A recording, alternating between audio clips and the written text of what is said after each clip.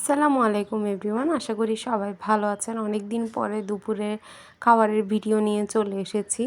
তো আপনাদের আমার ভিডিওগুলো কেমন লাগে অবশ্যই কমেন্ট করে জানাবেন। তো কথা না বাড়িয়ে যাক, ভিডিওটা শুরু করা যাক।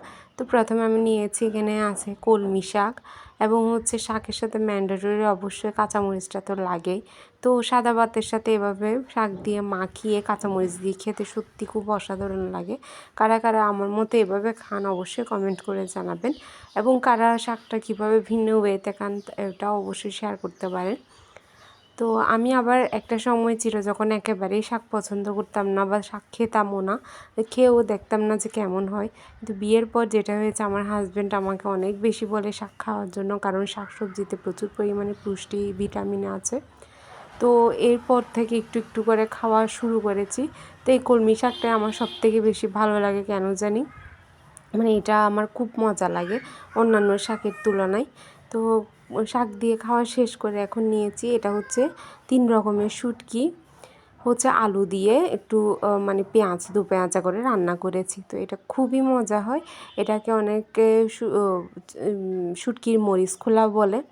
তো কার এলাকায় এটাকে কী বলে অবশ্যই কমেন্ট করবেন। তো অনেক বেশি কাঁচামরিচ এবং অনেক পেঁয়াজ এখানে ব্যবহার করা হয়েছে এবং রসুনও ব্যবহার করা হয়েছে। এই রেসিপিটা যদি আপনারা চান, ইনশাল্লাহ আমি আপলোড করব।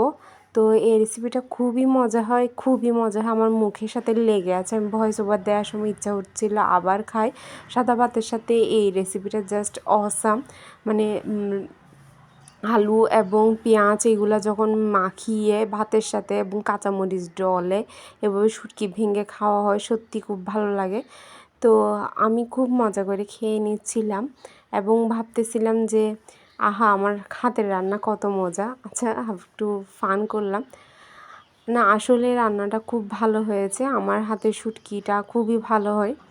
তো শুটকি দিয়ে খেয়ে নিলাম। আমি সাধারণভাবে এত বেশি পরিমাণে ভাত খাই না, কিন্তু আজকে এই শুটকির রান্নাটা এত বেশি ভালো হয়েছে তাই আমি আরও অল্প পরিমাণ ভাত নিয়েছি। নিয়ে শুটকির আলুগুলা মেখে একটু কাঁচামরিচ এবং যে গ্রেভিটা আছে এগুলো দিয়ে মাখিয়ে আর একটু খেয়ে নিচ্ছি। তো খুবই মজা হয়েছিল। তো এখন আমি মজা করে খাবো।